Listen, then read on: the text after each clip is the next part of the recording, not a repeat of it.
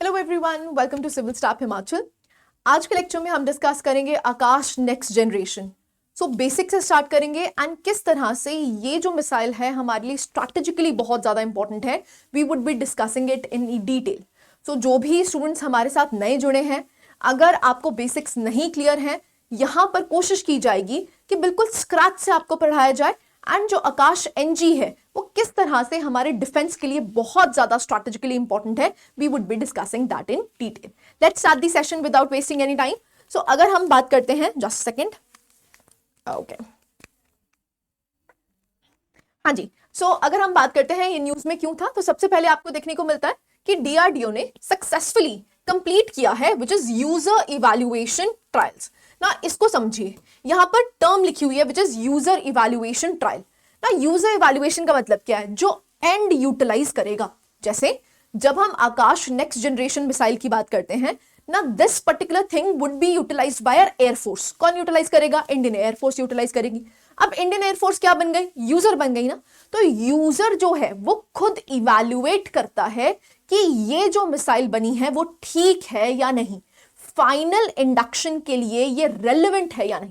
ठीक है, this is known as user evaluation test. ना किस तरह से इंटीग्रेशन होती है, अडॉप्शन होती है, उसको भी हम जानने की कोशिश करेंगे। राइट, सो आप देख सकते हैं एक तरह से ये फाइनल अथॉरिटी होती है और फाइनली ये इंडक्शन करी जाएगी किसके तहत? इंडियन एयरफोर्स के तहत।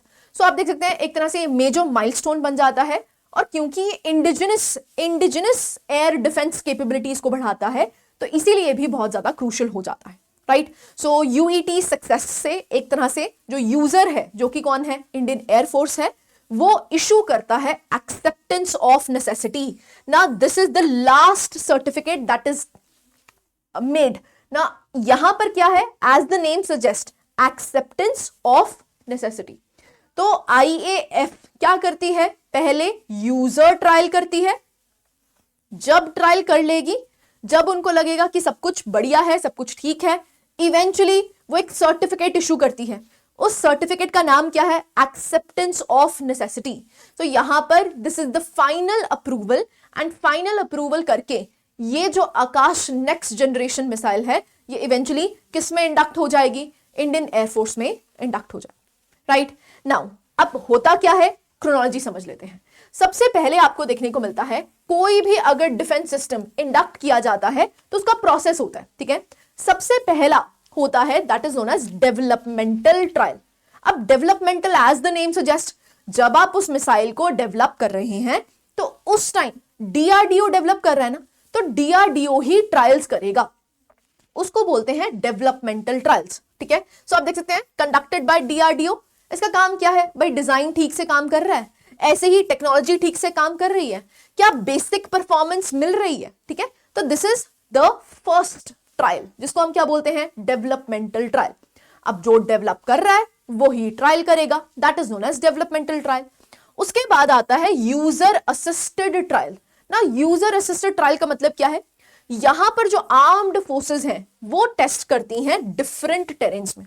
अब क्या नाम आ गया? यूजर। यूजर कौन है? हमारी मिलिट्री है, हमारी आर्म्ड फोर्सेस है ना। ये जो आर्म्ड फोर्सेस हैं फिर डिफरेंट टेरेन्स में इसको यूटिलाइज करती हैं।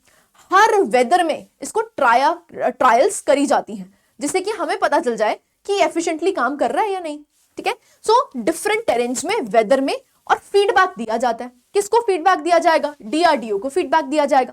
Right, so this is known as user assisted trial. क्या बोलते हैं इसको? User assisted trial. नेक्स्ट आपको देखने को मिलता है that is user evaluation trial. ना this is the final trial. ठीक है, सो आप यहां पर देख सकते हैं final and the toughest stage आपको देखने को मिलती है। ये conduct entirely by the actual user. अब एक्चुअल यूजर क्या है? हमारी आर्म्ड फोर्सेस, या तो इंडियन एयरफोर्स होगी, या मिलिट्री होगी, या फिर नेवी होगी। तो जो एंड यूजर है वो इसको कंप्लीटली खुद के बेसिस पे इसको यूज करके देखता है। ठीक है, सो आप देख सकते हैं अगर सक्सेसफुल हो गया तो क्लियरेंस दे दी जाती है कि हां ये पर्टिकुलर मिसाइल अब हमारे पास इंडक्ट कर दी जाए, और एक सर्टिफिकेट इशू किया जाता है जिसको बोलते हैं एक्सेप्टेंस ऑफ नेसेसिटी। सो आप देख सकते हैं जो आकाश एनजी है उसने क्या क्लियर किया है? यही टेस्ट। ठीक है, यूजर इवैल्यूएशन ट्रायल। ठीक है, जैसे ही यूजर इवैल्यूएशन ट्रायल होगा आपको क्या मिल जाएगा, AON, acceptance of necessity. Clarity है, ठीक है। This is the chronology that you need to remember. Now air defence missile system होता ही क्या है, क्योंकि जब हम आकाश की बात करते हैं वी आर सेइंग कि इंडिजिनस एयर डिफेंस मैकेनिज्म है। एयर डिफेंस का मतलब क्या है, अब मान लो कोई दुश्मन मिसाइल हमारी टेरिटरी में आ रही है, तो वहां पर आपको मल्टीपल लेयर्स देखने को मिलते हैं, ठीक है, कि जिससे कि जो दुश्मन की मिसाइल है वो हमारे किसी भी एसेट को, अब एसेट कुछ भी हो सकता है, चाहे लोग हो सकते हैं, चाहे एरिया हो सकता है, किसी भी एसेट को वो डिसरप्ट ना कर पाए। तो आपको मल्टीपल लेयर देखने को मिलती है जिससे कोई भी दुश्मन की मिसाइल हमें अटैक ना कर पाए। तो आकाश भी हमारा यही है। तो आकाश हमारी जो मल्टीपल लेयर्स है उसमें से एक लेयर कौन निभाएगा, आकाश, ठीक है। सो क्या करने की क्षमता रखता है, जो दुश्मन की मिसाइल है उसको मिड एयर ही ध्वस्त करने में पूरा सक्षम है, ठीक है। सो आप यहां पर देख सकते हैं जो एयर डिफेंस सिस्टम है वो एक तरह से प्रोटेक्ट करते हैं कंट्री को फ्रॉम द एरियल थ्रेट्स। अब दुश्मन का कोई फाइटर जेट है या दुश्मन का ड्रोन है, उसको हमें खत्म करना है, या फिर दुश्मन की कोई क्रूज मिसाइल है, या फिर कोई लो फ्लाइंग एसेट है, स्टेल्थ टारगेट है, उसको अगर हमें खत्म करना है तो भाई हम यहां पर क्या यूटिलाइज करेंगे, हमारे मल्टीपल लेयर्स की जो एयर डिफेंस है उसको यूटिलाइज करेंगे। So they work as a layered air defence system, ठीक है। So layered air defence system आपको देखने को मिलता है, जो लॉन्ग रेंज है सिस्टम्स उनको डिटेक्ट कर लेता है जल्दी से जल्दी, एंड एक तरह से जो भी मीडियम या शॉर्ट रेंज सिस्टम्स हैं उनको इंटरसेप्ट करके ध्वस्त करने की क्षमता रखता है। और जो हमारा आकाश नेक्स्ट जनरेशन है वो मीडियम रेंज है। This you need to remember, very important. कोई भी मीडियम रेंज थ्रेट होगा ये इसको डिटेक्ट करेगा, डिटेक्ट करके ध्वस्त करेगा, ठीक है। सो आप देख सकते हैं ये सरफेस टू एयर मिसाइल है। So surface to air, air में ही, मिड एयर में ही ये दुश्मन के मिसाइल को या दुश्मन के ड्रोन को ध्वस्त करने में सक्षम है, ठीक है। Now what is Akash next generation, अब ये नेक्स्ट जनरेशन है क्या। सो आप देख सकते हैं ये advance surface to air missile है एंड बेसिकली ये इंडियन एयरफोर्स के लिए ही बनाई गई है। इसका काम ही क्या है, कोई भी दुश्मन का ड्रोन आ रहा है या फाइटर जेट आ रहा है उसको फास्ट रिस्पॉन्स देके जल्दी से जल्दी ध्वस्त कर पाए, and that too with accuracy, ठीक है। सो आप देख सकते हैं fast manoeuvring low visibility aerial targets, मतलब ऐसे टारगेट्स जो जिनकी विजिबिलिटी बहुत लो होती है, क्योंकि जो दुश्मन है वो चाहेगा ना कि मैं जो मिसाइल भेज रहा हूं वो दिखे ना, है ना, तो ऑब्वियस सी बात है उनकी लो विजिबिलिटी होगी। अब even low visibility aerial targets को भी ये डिटेक्ट करता है और उनको ध्वस्त करने में पूरा सक्षम है, ठीक है। So that is why it is known as next generation, इसीलिए इसको नेक्स्ट जनरेशन कहा गया। नाउ इसकी डेवलपमेंट किसने की है, as I told you DRDO ने की है। एंड इंडिजिनस कंपोनेंट्स की भी अगर बात करते हैं तो 96% जो कंपोनेंट्स हैं वो इंडिजिनस हैं। तो एक तरह से यहां से आपको आत्मनिर्भरता देखने को मिलती है, ठीक है ना। प्रोडक्शन की अगर बात करते हैं तो जो भारत डायनेमिक्स लिमिटेड है उन्होंने मिसाइल की प्रोडक्शन की है। जो BEL है which is Bharat electronics limited, उन्होंने इसके रडार्स और इलेक्ट्रॉनिक्स बनाए हैं। और एक तरह से ये स्ट्रॉन्ग एग्जाम्पल है आत्मनिर्भर भारत इन डिफेंस का, क्योंकि यहां पर 96% कंपोनेंट्स किसके हैं, इंडिजिनस, इंडिया के ही हैं। तो आत्मनिर्भरता आपको यहां पर देखने को मिलती है, राइट। नाउ की परफॉर्मेंस क्या है, so as I told you medium range है, तो 60 to 70 किलोमीटर्स की रेंज आपको देखने को मिलती है। मैक जो स्पीड है इसकी मैक 2.5 है, मतलब जो स्पीड ऑफ साउंड है उससे 2.5 गुना ज्यादा है, ठीक है, तो वो याद रखना है। ऑल्टीट्यूड कैपेबिलिटी की बात करते हैं तो बियॉन्ड 20 किलोमीटर्स की भी इसकी विजिबिलिटी है, राइट।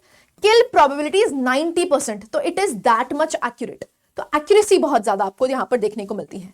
टारगेट्स की अगर बात करते हैं तो क्या क्या टारगेट कर सकता है, देखो दुश्मन का कोई भी ड्रोन, फाइटर जेट या इवन जो उनके क्रूज मिसाइल्स हैं उसको ये डिटेक्ट कर सकता है और ध्वस्त कर सकता है। तो much more lethal than the earlier Akash version. Akash हमारे पास पहले भी एग्जिस्ट करती थी, लेकिन ये आकाश नेक्स्ट जनरेशन है। तो नेक्स्ट जनरेशन जो एक तरह से अपग्रेडेशन है किसका, आकाश का, ठीक है। सो आप यहां पर देख सकते हैं what does low radar cross section mean. तो क्योंकि ये लो रडार क्रॉस सेक्शन को भी देख सकती है, इसका मतलब क्या है वो समझ लेते हैं। तो रडार क्रॉस सेक्शन का मतलब क्या है, एक तरह से कोई ऑब्जेक्ट कितना विजिबल है उसको कहते हैं रडार क्रॉस सेक्शन। क्या कहते हैं, रडार क्रॉस सेक्शन। ना लो रडार क्रॉस सेक्शन का मतलब क्या है, भाई बहुत ज्यादा विजिबिलिटी नहीं है लेकिन फिर भी आकाश एनजी की 90% एक्यूरेसी है। वो इवन लो रडार क्रॉस सेक्शन में भी दुश्मन के ड्रोन को, दुश्मन के फाइटर जेट को ढूंढ के मार सकता है। राइट, सो आप देख सकते हैं जो मॉडर्न थ्रेट्स हैं, क्योंकि स्मॉलर है ना, मान लो कोई छोटा सा ड्रोन है, अब छोटा सा है ना, तो इसीलिए विजिबिलिटी लो हो जाती है। लेकिन उस लो विजिबिलिटी में भी जो हमारा आकाश एनजी है वो आउटराइटली परफॉर्म करता है। Right, so Akash NG is specifically design to detect and destroy such hard to detect targets. कोई ऐसे टारगेट्स जो बहुत छोटे हैं, जिनकी विजिबिलिटी बहुत कम है, उनको भी ये ढूंढ सकता है और उनको ही ये मिड एयर ध्वस्त कर सकता है। ठीक है, so this is Akash NG. ना मेजर टेक्नोलॉजीज क्या यूटिलाइज हुई हैं, तो एज आई टोल्ड यू यहां पर इंडिजिनस आरएफ सीकर है, रेडियो फ्रीक्वेंसी सीकर आपको देखने को मिलता है। Dual pulse solid rocket motor है, तो 2 बर्स्ट्स आपको देखने को मिलेंगे of energy, 1 for the launch के लिए एक बर्स्ट देखने को मिलेगा, एंड 1 फॉर टर्मिनल इंटरसेप्शन। तो जहां पर भी इंटरसेप्शन करी जाएगी, जो भी दुश्मन का ड्रोन है, जब उसको इंटरसेप्ट किया जाएगा तो वहां पर आपको बर्स्ट देखने को मिलेगा। एक तरह से रेंज और मैन्यूवरेबिलिटी इंक्रीज हो जाती है।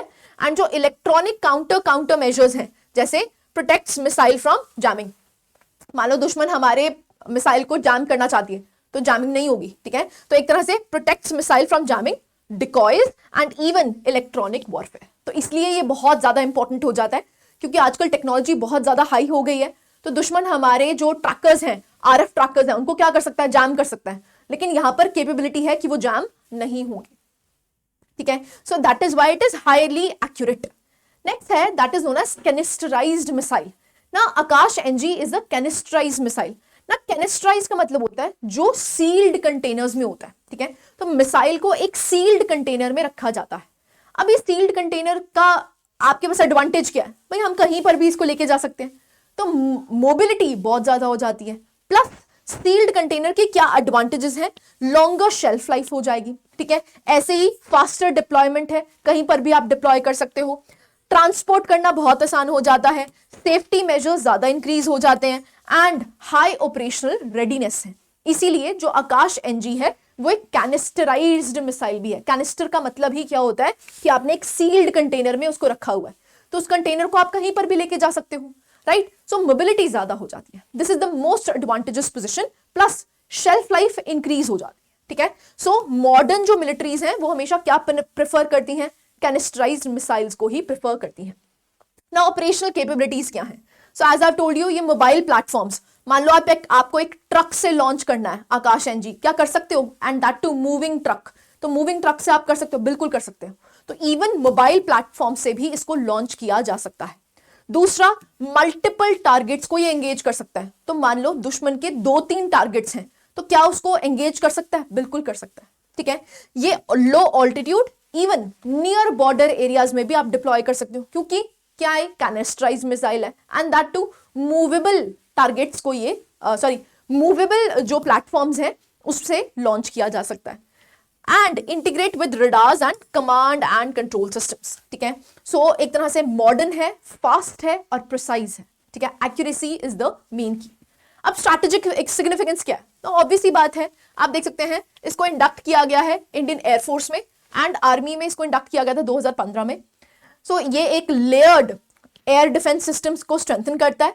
जो भी मॉडर्न एरियल थ्रेट्स हैं जिनकी डिटेक्शन बहुत कम होती है, उन लो विजिबिलिटी डिटेक्शंस भी कर सकता है और उनको मिड एयर ध्वस्त कर सकता है। एक तरह से हमारी स्ट्रैटेजिक ऑटोनॉमी को ये बूस्ट करता है और इंडिया के एयर स्पेस की प्रोटेक्शन इंक्रीज करता है। राइट, ऑब्वियस ही बात है, अब क्योंकि हमने ये इंडिजिनस मिसाइल बनाया है तो हम एक्सपोर्ट भी करेंगे, है ना, तो एक्सपोर्ट कैपेबिलिटीज भी हैं। सो आप देख सकते हैं कंट्रीज हैव शोन इंटरेस्ट, जैसे आर्मीनिया हो गया, फिलीपींस हो गया, वियतनाम हो गया, इजिप्ट हो गया, तो उन्होंने इंटरेस्ट भी शो किया है किसके लिए, इसको इंपोर्ट करने के लिए। तो हमारे पास एक्सपोर्ट कैपेबिलिटीज भी आ जाती हैं। क्लैरिटी है, सो आप यहां पर देख सकते हैं, shows global acceptance of Indian defence technology, जो कि हमारे लिए अच्छी बात है। ठीक है, now at the end conclusion हम यहां पर देख सकते हैं ना, अगर हम ओरिजिनल आकाश की बात करते हैं तो उसका वेट अप्रोक्सीमेटली 700 kg था। इसको काफी ज्यादा रिड्यूस किया गया है, देखो जितना वेट कम उसकी पोर्टेबिलिटी ज्यादा बन जाती है, तो जो कि एक अच्छी बात है। कन्वेंशनल ओरिजिनल आकाश की बात करते हैं तो रेंज थी 30 किलोमीटर्स, इसको अब अप टू 70 किलोमीटर्स कर दिया गया है। यहां पर प्रोपल्शन सिस्टम था रामजेट, यहां पर यूज किया गया है सॉलिड रॉकेट। यहां पर अगर हम बात करते हैं सीकर जो है सेमी एक्टिव था, लेकिन यहां पर एक्टिव आरएफ को डिप्लॉय किया गया है, जिससे कि लो विजिबिलिटी रडार्स जो आपको देखने को मिलते हैं, जो टारगेट्स देखने को मिलते हैं, उसको भी ये विजिबल बना दिया जाए। यहां पर एक्यूरेसी की अगर हम बात करते हैं, मोबिलिटी देखो पहले लो थी, मॉडरेट थी, लेकिन हाई मोबिलिटी आपको देखने को मिलती है। कैनिस्ट्राइज्ड मिसाइल बनाया गया है एंड इवन कोई जो मोबाइल प्लेटफॉर्म्स है उससे भी लॉन्च किया जा सकता है, राइट। अगर हम सर्वाइबिलिटी की बात करते हैं, पहले ये लोअर थी लेकिन अब मच हायर है, right. So that is the difference between original Akash and Akash NG. So आप यहां पे देख सकते हैं आकाश प्राइम, जैसे हम एनजी की बात कर रहे हैं, आकाश प्राइम भी आपको देखने को मिलता है ना। आकाश प्राइम जो है वो अपग्रेडेड आकाश वर्जन है, तो ओरिजिनल आकाश से थोड़ा बेहतर है, लेकिन जो अभी आपको नेक्स्ट जनरेशन देखने को मिलता है, तो नेक्स्ट जनरेशन आपको देखने को मिलता है that is much more advanced, ठीक है। So equipped with indigenous active RF seeker, better accuracy है, स्पेशली जो चैलेंजिंग टेरेन्स आपको देखने को मिलते हैं। सो जो चैलेंजिंग टेरेन्स हैं वहां के लिए जो आकाश प्राइम है ये बहुत ज्यादा एक तरह से इंप्रूवमेंट शो करता है। सो एक तरह से जो डीआरडीओ की कैपेबिलिटीज हैं, तो कॉन्टिन्यूस इंप्रूवमेंट की जा रही है, किसके द्वारा? डीआरडीओ के द्वारा, राइट। नाउ क्योंकि आकाश की अगर हम बात करते हैं, ये किसका पार्ट है? ये आईजीएमडीपी का पार्ट है, which is integrated guided missile development programme. ना ये किसके तहत लॉन्च किया गया था प्रोग्राम? 1983 में लॉन्च किया जाता है अंडर एपीजे अब्दुल कलाम। तो उन्होंने ये ऑब्जेक्टिव रखा था एंड यहां पर आपको मिसाइल्स देखने को मिलती हैं, 5 मिसाइल्स हैं जो कि नाम है पटना से याद रख सकते हैं। P stands for Prithvi, surface to surface missile है। ए स्टैंड्स फॉर आकाश, जिसको हम अभी रीड कर रहे हैं, Akash next generation, so Akash surface to air missile है। ऐसे ही त्रिशूल की बात करते हैं तो short range surface to air missile है। नाग की बात करते हैं, एंटी टैंक मिसाइल है, बहुत इंपॉर्टेंट है।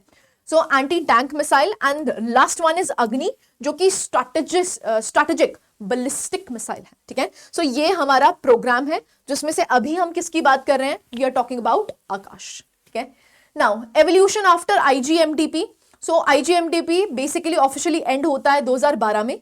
जो अग्नि मिसाइल प्रोग्राम है अब उसको सेपरेट कर दिया गया और एक्सपैंड कर दिया गया। अब आपको देखने को मिलता है जो अग्नि के रेंज है, अग्नि 1, 2, 3, 4, 5, सो 1000 तक, 2000 तक, 3000 तक, 4000 तक, and now we are going beyond 5000 kilometres, right. So इसीलिए आकाश को हमने अलग से, सॉरी अग्नि मिसाइल को हमने अलग से अब सेपरेट कर दिया और उसको हम क्या कर रहे हैं? एक्सपैंड कर रहे हैं। सेम अप्लाइज टू आकाश, अलग कर दिया है ना, अब हम इसको एक्सपैंड करने की कोशिश कर रहे हैं, ठीक है। सो एक तरह से लॉन्ग रेंज बैलिस्टिक मिसाइल्स को इंक्रीज किया है, न्यूक्लियर डेटरेंस हमने बढ़ाई है एंड इवन स्ट्रैटेजिक स्टेबिलिटी हमारे फंक्शंस में आई है। सेम अप्लाइज अगर आकाश एनजी की बात करते हैं तो डायरेक्ट टेक्नोलॉजिकल डिसेंडेंट है किसका? आईजीएमडीपी का। So what we can conclude कि अगर हम आकाश एनजी की बात करते हैं तो ये एक तरह से टेस्ट रिजल्ट नहीं है। ये क्या रिप्रेजेंट करता है? एक तो हमारी इंडिजिनस कैपेबिलिटी को उजागर करता है, military self reliance and stronger air defence system आपको यहां पर देखने को मिलता है। सो एक तरह से ये परफेक्ट एग्जाम्पल बन जाता है, दैट इज आत्मनिर्भर भारत इन एक्शन, ठीक है। सिर्फ लिखित रूप में नहीं है, हम इन एक्शन इसको परफॉर्म भी कर रहे हैं। क्लैरिटी है ना? आप सभी के लिए क्वेश्चन है, प्रीलिम्स का क्वेश्चन है, सो आप अटेम्प्ट कर सकते हैं। आपसे पूछा गया है यूजर इवैल्यूएशन ट्रायल के बारे में। UEF are conducted entirely by the developer to validate final design specifications. Successful completion of UET allows the user to issue an acceptance of necessity. UET is the final stage before induction of a defense system into active service. Which of the following statements given are correct? आपको correct बताना है, कौन कौन सी correct है? 2 and 3, 1 and 2, 3 only, or is it 1, 2, 3? अब आपके लिए ये question है, please do write the answer in the comment box. So comment box में जो भी आंसर देगा उनके लिए वहां पर आपको एक थम्स अप देखने को मिलेगा। सो आई वुड रेकमेंड कि सभी यहां पर प्लीज अटेम्प्ट कीजिए, क्योंकि इस पर्टिकुलर टॉपिक से जो क्वेश्चन बनता है वो क्वेश्चन आपका प्रीलिम्स का ही बनता है, right. So please do attempt it and this was it from my side. I hope you like the lecture. Thank you very much.